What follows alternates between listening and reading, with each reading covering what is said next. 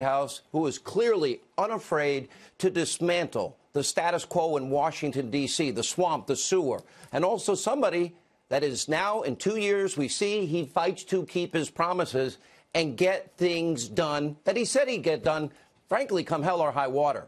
Tonight, what you're witnessing is Donald Trump doing whatever it takes to fulfill his promises. And more importantly, this is about protecting the lives of the American people and securing the country on our borders. Many lawmakers, especially Democrats, ignored the crisis at our southern border. They said it's manufactured. 1 month ago, Speaker Pelosi vowed that Congress wouldn't spend more than $1 on any border wall. It was immoral. As it turns out, she's a little off. Take a look. I went through Congress. I made a deal. I got almost $1.4 billion when I wasn't supposed to get $1. Not $1. He's not going to get $1. Well, I got $1.4 billion, but I'm not happy with it. Nor am I. But the president's right. He got $1.375 billion for the wall and a bill that tripled the funding for barriers on the southern border over the previous budget. And it's only 7 months, this budget. It killed so-called poison pills like any amnesty. It's not in the bill for illegals. No pathway to citizenship. No limit on ICE detentions. In fact, instead of a limit, this bill funds 5,000 more beds for illegal immigrant detention. And remember all the far left, radical, socialist Democrats calling for ICE to be abolished? Well, this bill actually includes a historic funding increase for ICE, including money for an additional 600 highly needed professional officers. Now, still, you heard the president. He's not happy, nor should anybody be happy, because $1.375 billion for a wall is not enough. And it's why I have called this bill garbage from the very beginning. And it's why the president is now officially, as of today, declaring the national emergency that he's been telegraphing to the world he's going to do. Take a look. So I'm going to be signing a national emergency. And what we really want to do is simple. It's not like it's complicated. It's very simple. We want to stop drugs from coming into our country. We want to stop criminals and gangs from coming into our country. It's an invasion. We have an invasion of drugs and criminals coming into our country that we stop, but it's very hard to stop. With a wall, it would be very easy. So I think that we will be very successful in court. I believe that as well. Now, let's break down exactly what this means and why this plan will ultimately be very successful. As the president declares this national emergency, the administration will gain access to roughly $8 billion. The president will be able to use the $1.375 billion from the budget compromise, so progress continues straight through the rest of the fiscal year, which is till October. $600 million from the Treasury Department's drug forfeiture fund, $2.5 billion from the Department of Defense's drug interdiction program, an additional $3.6 billion from the Department of Defense's military construction account. And he knows the Democrats, as we predicted, they're going to go judge shopping. They're going to challenge this constitutional executive action in court. But their efforts, ultimately, they will come up short. One constitutional scholar after another agrees with us. The president is standing on firm legal ground. Let's look at U.S. Code. Oh, law passed by Congress, signed into law. It explicitly states, quote, construction of roads and fences, oh, that would be a barrier, a wall, and installation of lighting to block drug smuggling corridors across international boundaries of the United States. Well, the president also has standing based on U.S. Code. Right there, you can see it, 2808. That allows construction projects for national security. And that's not even all. Since 1978, a whopping 58 national emergencies have been declared by various presidents, starting with Jimmy Carter. And guess what? 31 of those national emergency declarations are still in effect today. Former President Obama, he declared 10 national emergencies, including one that countered the rise in crime from a deadly Mexican cartel. Simply put, there is major legal, legislative, and constitutional precedents for this national emergency when it comes to stopping drugs, gangs, cartels, trafficking, and everything else, and all the security risks to Americans at the border as a result of an open border. Remember, 300 Americans are dying weekly from heroin, 90% of which is trafficked across our southern border. In 2017, More than 70,000 Americans died from drug overdoses. Excuse me, is that a manufactured crisis? Last year, fentanyl trafficking across the southern border shot up a whopping 122%. In Arizona alone, fentanyl deaths have tripled since 2015. And sadly, drug carnage, well, that's just one part of the crisis. In just the past 2 years, 4,000 criminal aliens were arrested for homicide, 30,000 for sex crimes, 100,000 for violent assaults. That's a 2-year period. Last year alone, 800 gang members apprehended at the border, a 50% increase from 2017. And today, the president had a very powerful message to one, well, fake news hack who tried to claim that this is all just a manufactured crisis. Same talking point the media uses as their best friends in the Democratic Party. Take a look. What do you say to your critics who say that you are creating a national emergency, that you're concocting a national emergency here in order to get your wall because you couldn't get it through other ways? What do you think? Do you think I'm creating something? Ask these incredible women who lost their daughters and their sons. This is real. Okay? Because your question is a very political question, because you have an agenda. You're CNN. You're fake news. Ouch. Maybe Jim ought to walk over. Maybe talk to the angel moms and dads that we have on this show. Made him look really weak, bad, pathetic, heartless, and looks like when he's forced to face brave angel moms and dads who've lived through hell, pain and suffering that none of us can imagine, he didn't want to talk to them. Now, tonight, no matter what you hear from Democrats or the hate Trump media, the wall is getting built. The president, the fighter, the disruptor, the deal maker, tenacious, unrelenting, is keeping his promises. But also, he's winning. Are you sick of winning yet? The American people are the real winners here. This is a huge win. Forget the president. Put him aside for a minute. This is a win for the country. This is a win for you and your families and our safety and our security. Which brings us tonight to our Hannity Watch on what is the abusively biased hate Trump media. Now, recently, the media's echo chamber, they've been spreading some pretty unbelievable fake news about the president and me and our relationship. Why they're obsessed with this, I don't know. Take a look. This is a president who is terrified of angering his base, and I think he is concerned. I can imagine him being on the phone with Lou Dobbs and Sean Hannity and telling him, okay, I have to do this because he's afraid of losing this news cycle to hacks like Sean Hannity and Lou Dobbs and Ann Coulter. He has set a precedent that will haunt the Republican Party for decades, if not for generations. 2014, Mike Pence and 2014 Republicans battled then President Obama in public and in court over similar actions. But 2019 Mike Pence and many 2019 Republicans are already saying, thank you, Sean Hannity, may I have another? All right, let me just say up front, the president nor anybody in the White House ever called to calm me down, whatever that means. And I'll also say this, with all due respect to all of you guys over there, it's really cracking me up here. I'm thrilled with it because I've been calling for secure borders and build the wall first for a long time. By the way, for all of you geniuses that are overpaid in the hate Trump media and kind of lazy, let me explain what I do for a living. I am a talk show host. In other words, I'm a member of the press. We're like the whole newspaper on this show.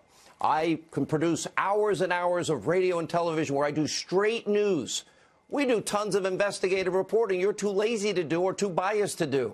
Remember, we were the only show, one of the only shows that vetted Obama, Frank Marshall Davis, and Acorn and Alinsky, and, oh, yeah, let's not forget the Church of GD America, Black Liberation Theology. Remember our coverage of Bill Ayers and Bernardine Dorn? Remember all of that? We also had some serious investigations on this program into the Duke lacrosse scandal. I actually met with some of the kids and the families. Baltimore, Maryland, we were right. You all in the media were wrong. UVA, Richard Jewell, the scourge of gang violence in Chicago. We put up the names on the show. The man-made drought, Delta smelt in California. We investigated what your kids are up to in spring break. Yeah, we do investigative reporting. We do straight news as a talk show host. And also, we also did our 2-year investigation into the deep state, and we have the evidence that you never paid attention to about what was an attempted coup on the president of the United States, where they let one candidate free in an effort to sabotage the other. And, of course, like every newspaper, yeah, we also, I said, we're like the full news. We give opinion. I don't hide that I am a registered conservative. We even do gossip occasionally in sports. 2 nights ago, we had on Tim Tebow. You see, our First Amendment, freedom of the press, well, part of the free press, you can be a talk show host and do all of those things. It covers many different and unique roles for the press. In doing so, like other so-called journalists, I use sources all the time. I work the phones daily to get information, to do reporting, investigation, so I can give my audience the best information that you guys aren't giving them. And I'll never, ever, by the way, for all you that speculate, I will never confirm, not even deny, who my sources are, who I talk to, who I don't talk to, or even if I talk to people alone. What you have in the media right now is obsession. They got blinders on, and they've got this prism in which they see Donald Trump. Lazy, overpaid people in the hate Trump media, so blinded by their hatred and rage for Donald Trump, they need to get their own sources of information instead of falsely speculating about mine. Now, here's a simple truth. Nobody in the media has ever come close to describing the relationship that I had with the president. That goes back well over 2 decades. And by the way, if one exists, I wouldn't tell you anyway. All right, now to end all fake news reports on how I accurately predicted exactly what the president would do on the border. He didn't tell me. It's simple. I paid attention to all his public comments. He said it over and over and over again. I heard him. You refused to hear him. Remember when he said, I will add whatever I have to add? What do you think he meant? Remember when he actually said many times, I'm looking at the national emergency seriously? He kept saying these things repeatedly. And what those of you in the fake news industry don't seem to understand, the president does listen to other points of view. Yeah. But at the end of the day, it's pretty amazing. All of you can't figure out that he makes up his own mind, and it's not hard to understand what he's going to do, because what he has been doing for the last 2 years, what he's been saying over the last week, is usually what he ends up doing. Now, by the way, for the record, I'll say this in all honesty, if the president listened to me, he would have stopped tweeting back in 2016, or at least tweeted less. Because me and a bunch of other people told him, you got to stop. But I got to admit, in retrospect, I actually think he was right to keep doing this, maybe 5% less. Because what he's doing is bypassing the abusive press that is offered, people that hate him every day, and he's getting his message directly to the American people, which, as you can see, in a media landscape full of conspiracy theories, hatred, fake news, is now more important than ever before. Take, for example, this report from Newsbusters. Look at this. All the big 3 networks, ABC, NBC, CBS, they went wild with their hysteria, collusion, coverage, one story that turns out to be false after another. They dedicated over 2,200 minutes of airtime, just the 3 networks. They aired and found 0 seconds minutes for available airtime when the bipartisan Senate report that found no collusion with Russia this week. They didn't cover it at all, because then they'd have to admit they were wrong. And I happen to like the fighter that is in the White House. I do like the man who fights, tenacious, unrelenting, and fights to keep his campaign promises. It's refreshing. It's energizing to watch him go down the list and see all the success for the forgotten men and women that voted for him in 2016. The policies he advocated for in his campaign and he's now delivering on, well, to be very honest, I have been supporting. These are things I publicly stated support for, most of them, for 30 years on radio, 23 years right here on the Fox News Channel. Why? Because conservatism works. It works every time it's applied. Just like I predicted Obama would fail. 13 million more Americans on food stamps, 8 million more in poverty. Look at the president's positive, record-breaking results on the economy alone. New trade policies. We're making more money. More opportunities for Americans, 600,000 manufacturing jobs, 5.3 million new jobs. Yeah, I like those policies, and it's worth fighting for those policies.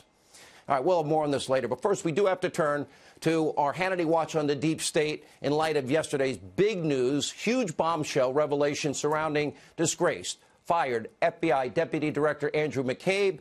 Now, last night we laid out the entire case.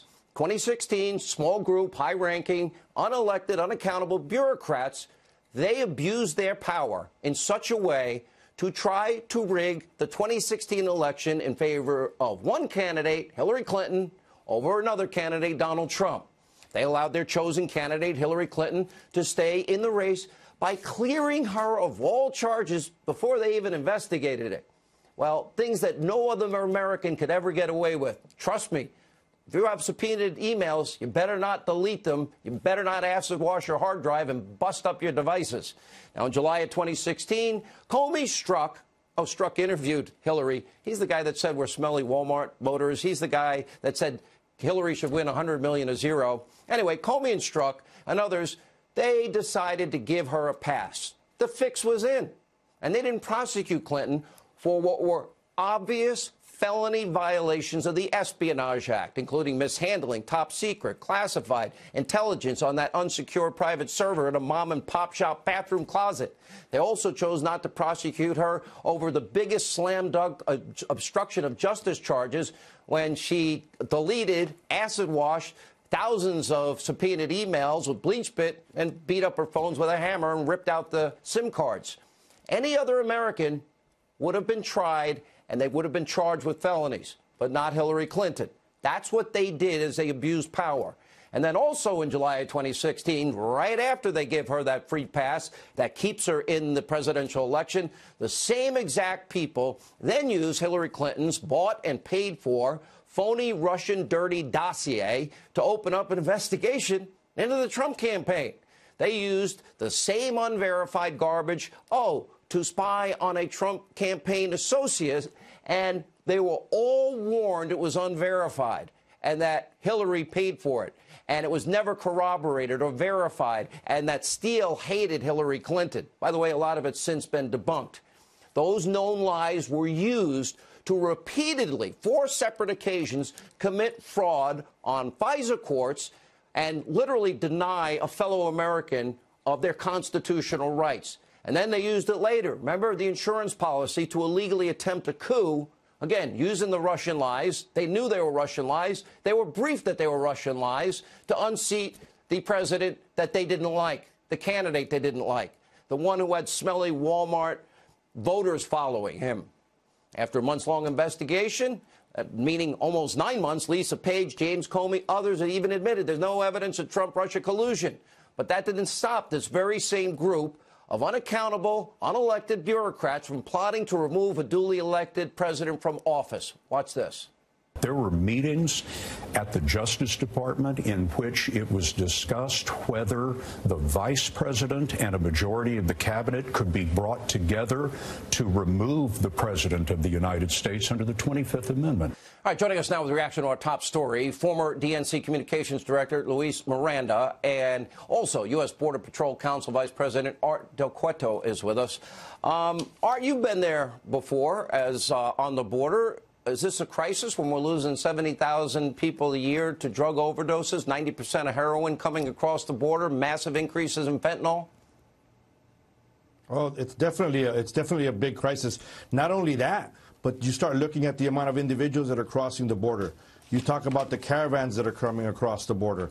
All those issues. You look at the attacks on Border Patrol agents while they're out there defending our nation's borders.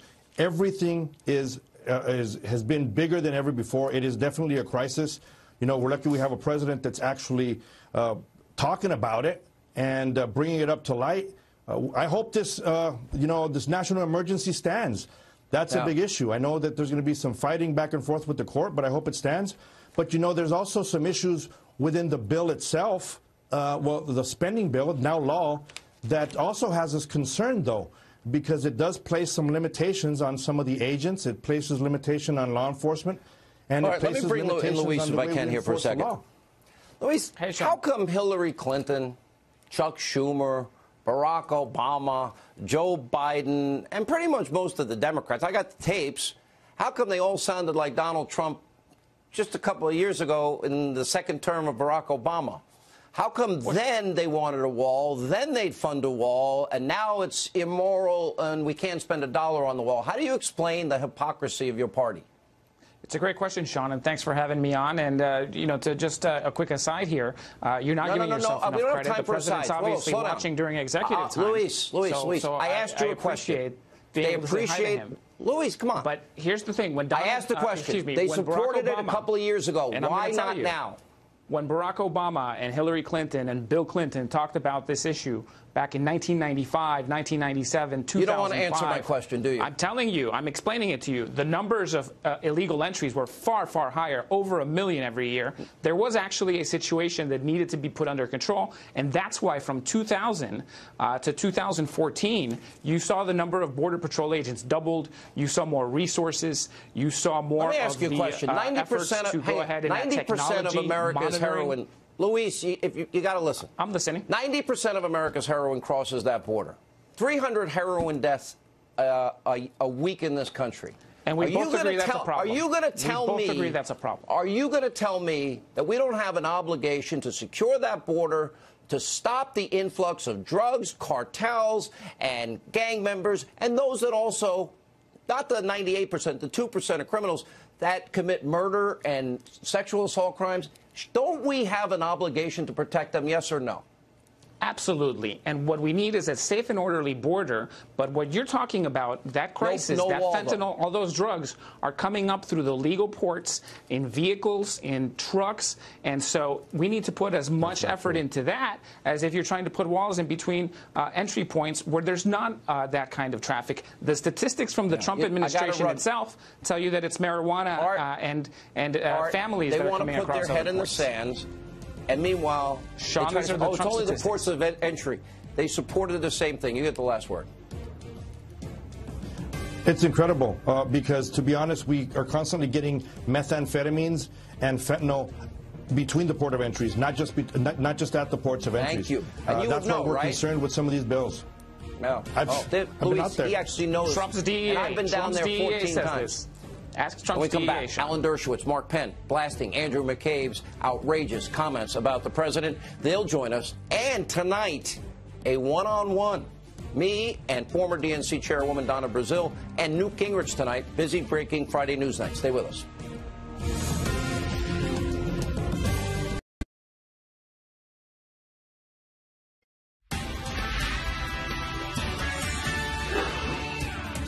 Live from America's News Headquarters, I'm Marianne Rafferty. California Governor Gavin Newsom throwing his weight behind a Democratic presidential candidate.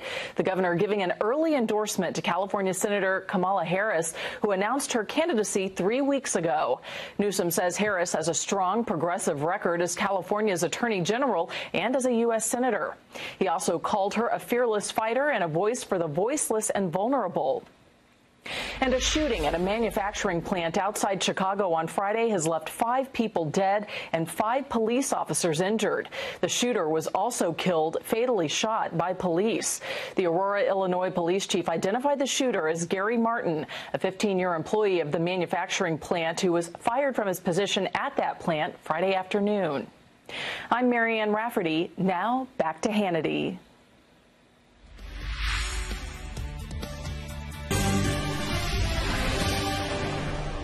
All right, more on our top story tonight. Preview of an upcoming interview on 60 Minutes strongly suggests former acting FBI director Andrew McCabe, the deputy FBI director at one point, admitted to conspiring with other high-ranking deep state officials to secretly record President Trump, remove him using the 25th Amendment, which it was not designed to be used for. McCabe's spokeswoman today denied this report, but we'll have to wait and see. Joining us now with reaction, Alan Dershowitz, professor at Harvard. He wrote the introduction to a new book featuring the text of the Constitution, which I wish some people would read in Congress, and the Declaration of Independence. And we're also joined by former Clinton pollster and advisor Mark Penn. You know, it's interesting. Both of you take heat for being on this show. Both of you take heat for being intellectually consistent and honest.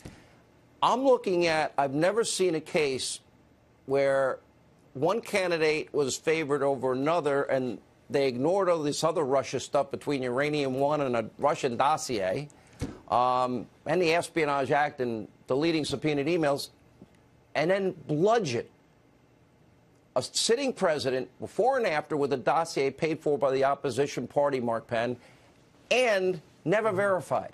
And they lied to FISA courts and committed fraud. Well, but I think what's most stunning about what we're learning is this jump to an independent or special counsel after Comey was fired, because they couldn't wait for new FBI director to be confirmed under constitutional procedures. They didn't have a crime here. No investigation had been obstructed in any way. They jumped to take this investigation and make sure that they would continue to control it and put it in the hands of their friends. And that's what's so shocking about some of the new revelations that we're learning. You know, and Professor Dershowitz, we know they were looking into this for the 9 months prior. Comey gets fired, 8 days. This is what's going on behind the scenes. They want to wear a wire on the president. 3 different versions of what happened from Rod Rosenstein. Oh, that didn't happen. Then he's sarcastic. Then he said, well, I didn't order it. I'm a civil libertarian, I think, like you are. I mean, and then we use an unverified dossier. They don't tell the courts that Hillary bought and paid for it and it's not verified, to destroy the constitutional rights of not only one person but a whole party. Well, let's talk about Rod Rosenstein. He is the Deputy Attorney General of the United States. He was the acting Attorney General for this case. And he is suggesting using the 25th Amendment that was written to take care of a problem of Woodrow Wilson having a stroke or President Reagan being shot and being on the operating table. You know, these guys are watching House of Cards instead of reading the Constitution. The Constitution is as clear as can be. The 25th Amendment is applicable only if you're incapacitated. It's not a substitute for impeachment. It's not a substitute for an election. And if Rod Rosenstein actually thought about and suggested wiring the president, invoking the 25th Amendment, he should be fired before he has an opportunity to resign. He should be disgraced. The Inspector General of the Justice Department should be looking into it. This is as close as this country has ever come to the consideration of a coup d'etat, a constitutionally unlawful coup d'etat against the duly elected president. Whether you like him or not, whether you voted against him as I did or not, the Constitution has to prevail. The 25th Amendment has to mean what it says. And when you have a Deputy Attorney General thinking about circumventing the 25th Amendment, that is close to a constitutional crisis. I've called this the biggest abuse of power, corruption scandal in American history. You're right, Professor Dershowitz, because that's what it was. And Mark Penn, it's because of 2 reasons. They don't like him. They don't like his policies. They don't like him personally. This is a frightening moment that we have been able to reveal. Well, we know from the page-struck text that those 2 characters really hated Donald Trump. But now that everyone's gone out on speaking tours and said they also hated Donald Trump, then political animus seemed to go through the entire system and create a hysteria that created investigations that didn't have a factual basis. There was no obstruction. There was no Russia collusion. There was a dossier paid for by the other campaign that never should have led to any of this. And we're just learning the confirmation of all this as these people write books and go out and speak and think that they're patriots. And it's the end justify the means. Anything to get Trump, no matter what the Constitution says, no matter how you must compromise the Constitution and civil liberties, anything that gets Trump. Every civil libertarian ought to be up in arms about that alleged conversation involving a Deputy Attorney General of the United States. Professor, let me ask you. The ACLU should be in this case, and they're on the other side. Do you see crimes committed by this upper echelon in all of this attempted coup, which I agree with you? Do you see crimes? I see political sins. I see violations of the Constitution. But again, I always have to ask the question. Constitution's our rule of law, sir. I have not seen crimes. Well, that's not a criminal statute. So, you know, what they did was wrong and unconstitutional. If you lie to a FISA court, for example, and withhold exculpatory information, is that a crime? That could be a contempt of court, and I think the FISA court ought to look into that, whether they were treated contemptuously by the state, by prosecutors. I've got to give it to you. Withholding You're the greatest defense attorney that might have ever. denied them. Admit nothing, but But I think we all would admit that when you commit a fraud, if I committed a fraud before a court, Professor Dershowitz, you're a great lawyer. I'd hire you. And I don't think you and a dream team of lawyers could get me off. Although you've done it in the past. Good to see you all. Well, all right, up next, no topic off limit, one-on-one. Former DNC chairwoman Donna Brazile. Also, Newt Gingrich weighs in on the rise of socialism and much more as we continue this busy News Friday. Fox News Channel on Sirius XM. Your favorite shows on Channel 114. Plus, every story, every 15 minutes. Fox News headlines 24/7, Channel 115. All right, for weeks we have been detailing the Democrats' radical alerts to the left. Some freshman Democratic lawmakers openly pushing for, well, beyond socialism. Many of the 2020 Democratic candidates keep proposing radical liberal policies. Here with reaction, former interim DNC chairwoman, somebody I've gotten along really well with over the years. Donna, you know what? I always see you, you're kind and nice, and I've tried not to be too hard on you in the past, right? We get along pretty well. You've been hard on me, but you've been fair. And as you well know, Sean, and it's good to talk to you and see you. I've always pushed back because I think you and I come from the same type of family. We know how to stand up for what we believe in. And I do, too. I respect that with you.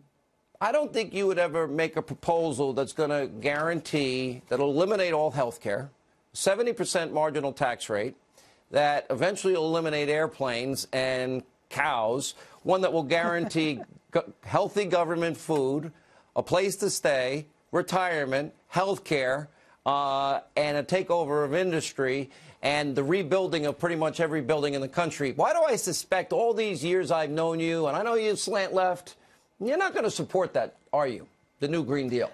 Well, first of all, I think the party would like to see a very vigorous debate on climate change. We know that climate change, at least many of us on the Democratic side, we believe that climate change is real, and we believe that there are public policy solutions that can get us away from this catastrophic disaster that will alter our economy and impact where we live and our economy. We got that part, but you're not answering my question. Here's my question. Is there any part of what I mentioned, free housing, free health care, no more private insurance, 70% marginal rate, guaranteed sustained wage, family medical leave, vacations, retirement, paid for, guaranteed healthy government food, K through college and beyond, economic security, housing, pretty much cradle to grave, womb to tomb stuff. Do you think, and it was all put down on paper, don't you agree with me that this is political suicide for the Democrats? Well, Sean, if you don't mind, I could take a script from just about every Democratic playbook I've seen over the last 2 years and the last 20 years, and it reads like this. We want an economy that works for all people. We want to address these systemic problems, whether it's infrastructure, which I think the president agrees.